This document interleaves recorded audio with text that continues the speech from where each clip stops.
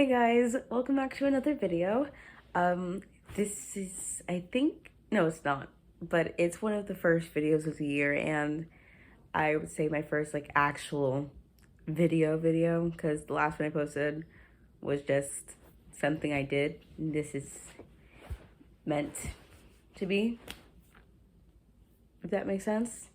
Well, today, if you couldn't tell by the title, I will be talking about a casting call as well as how to start acting in 2023 as a teenager, kid, young adult, just like how to start acting in 2023 in general. So for the casting call, it is a Disney animated film. They're looking for a voiceover actress who is around the age of 14, bilingual, and the character is a Latina of South American heritage. So they listed countries like Peru, Colombia, Ecuador, Bolivia, Chile, Argentina, etc. And this actress must also be a strong singer. And I'll read the description here for you. 14-year-old Alejandra Fuentes is a starry-eyed musician, gifted Latina, eager to share her music with the world. The first-gen American is balancing her pop star dreams with her South American parents' expectations for her future, all while trying to stifle the unwelcome superpowers she's had since birth. Superheroes commonly grapple with dual identities. Ale straddles three: model, Miami high school student by day, viral social media pop star sensation Blaze by night, and a reluctant superhero by, well, all the time. And the instructions for this submission is to submit one MP3 with talent performing all of the lines, including a song at the end, because the lines are included in the EcoCast open call. And the expiration date is Friday, January 20th, and the deadline is 9 p.m. EST.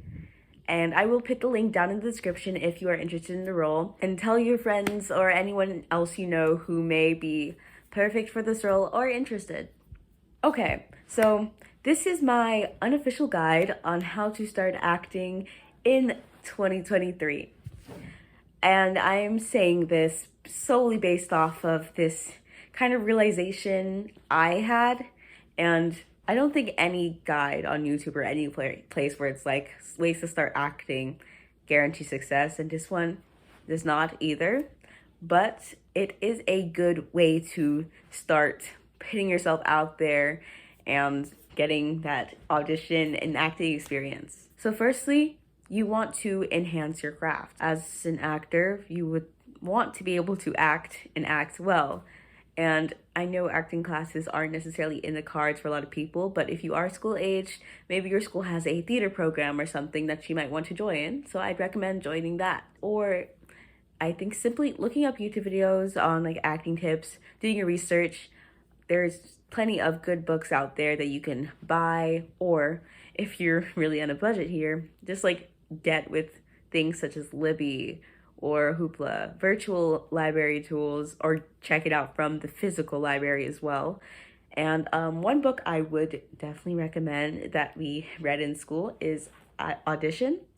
It's great for, I think, more of a sense of theatrical auditions, but I think it also can work for in-person film auditions. Find books on acting theory and all that stuff, anything you can get your hands on. And if you can do acting classes, definitely invest in that. Another thing to add on to that topic of enhancing your craft is by finding monologues or reenacting scenes or like monologues from your favorite shows or movies. And this can also help you build a demo reel, which is a very important part of this little plan. Look through your favorite pieces of media and find little scenes, monologues, things you could use, record, and practice with. The next step would be to actually get out there and audition. One easy way is if you have theater in your community theater. Great way to get experience and great way to help build your resume so that you have seemingly more credibility, and also you'll not only get more experience, but hopefully more skills. Another great way to build your resume is maybe working on films or a little mini project with friends, like make scripts or recreate scripts and put them together, which you can also use these kind of things for your demo reel, where it's less of a I'm doing a monologue and you're more actually doing a natural acting scene. So I think that's another great way to not only get resume builders, but demo reel and practice. And once you have those kind of things, I think another great way to start is through self-submissions. While getting an agent is a very, I would say, cheaper in a way and maybe easier alternative, sometimes agents require you to take acting courses that maybe you don't have the resources to afford or find, or maybe you get rejected by acting agencies. Well, then it's not the end of the world, because you can always use self-submissions.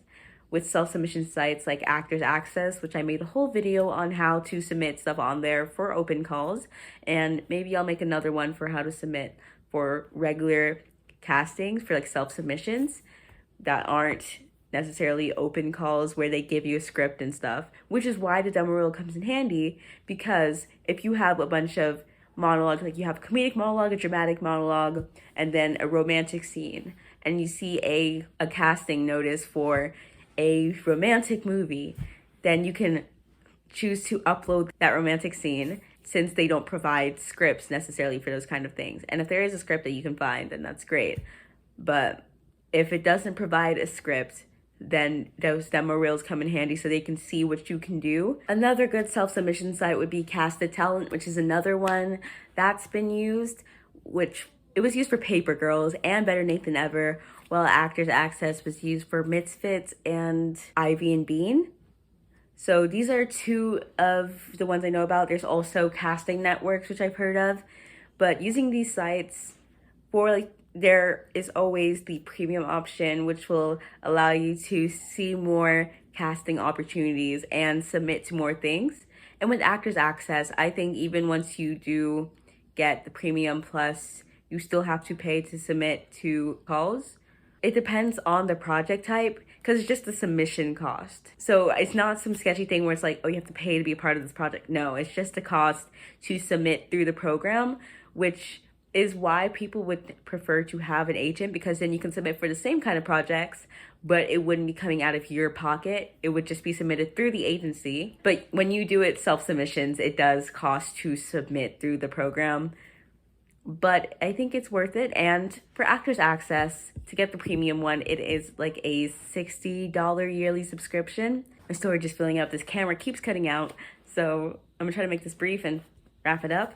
But yeah, I'm planning to invest in it once I finish making my demo reel and I fill out my resume, get headshots, and I don't really have the access to professional headshots. Through my theater program, we do get headshots taken, so I can use that, as well as, you know, get your friends to take some nice pictures. If you have a friend who's particularly skilled in photography, ask them if they'd like to help out. Go to a park or something, dress up pretty nice, but not too crazy. Just some kind of casual outfit, shows you in your natural state. I'm planning on investing in Actors Access for the year and be able to submit to all these little projects, really try to expand, because you never know what might happen.